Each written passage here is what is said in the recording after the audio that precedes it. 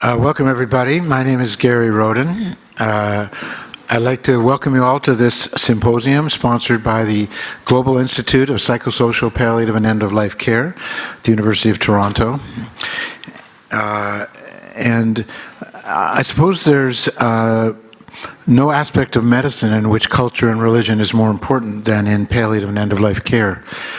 And there may be no city in the world that's more culturally and religiously diverse than Toronto. So that maybe it's appropriate that we begin this kind of a dialogue. We're very fortunate. I think Dr. Ahmed Al-Awamer has taken the leadership in organizing this day. Our GIPPEC staff in taking care of all of the coordination and arrangements for it. And we hope that this will be a most interesting dialogue. We have a mix, I think, of people from different backgrounds here, and so I think it's going to be a very fruitful day.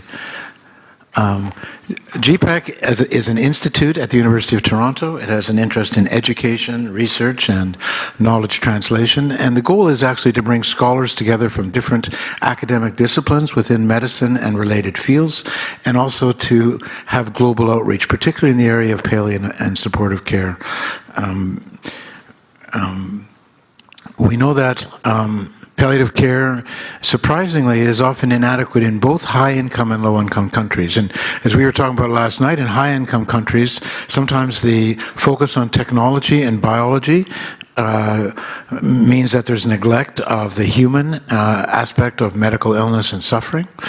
In low-income countries, there are different problems. People present late, often with disease, near the end of life, and there's inadequate resources and integration with healthcare systems for palliative and end-of-life care. So it is a global kind of problem. Palliative care is a human right. It's something that we need to provide. And it's really a field that's only developed in about the last 3 or 4 decades.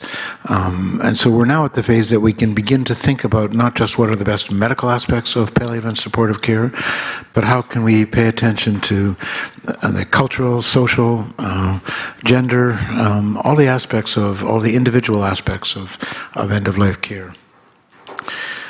These are ways in which you can connect with the Global Institute on our website, on Twitter, and we encourage people to engage both with our local and with our international initiatives. So I'm going to call on Dr. Al-Awamer to begin to take us through the objectives of the day.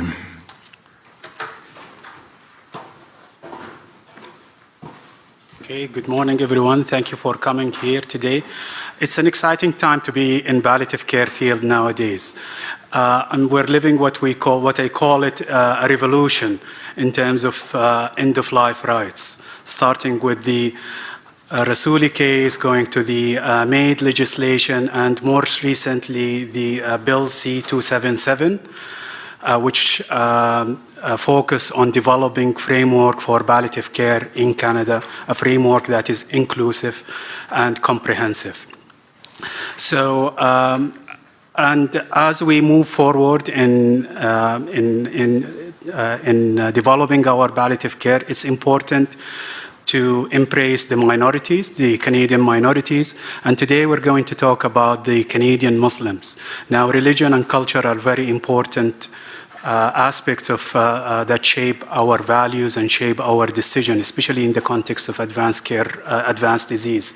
So as you can see, we have distinguished speakers today who are quite expert, and they will be talking to us about the religious and cultural belief and what is the context of providing palliative care in Canada and what are some of the barriers. Now, we have an interesting mix of the group here. We have imams, we have chaplains, we have physicians, we have health practitioners, we have administrators and policymakers. So we're hoping by the end of the day that we develop some form of understanding and we begin the dialogue about how can we embrace and provide comprehensive and inclusive palliative care.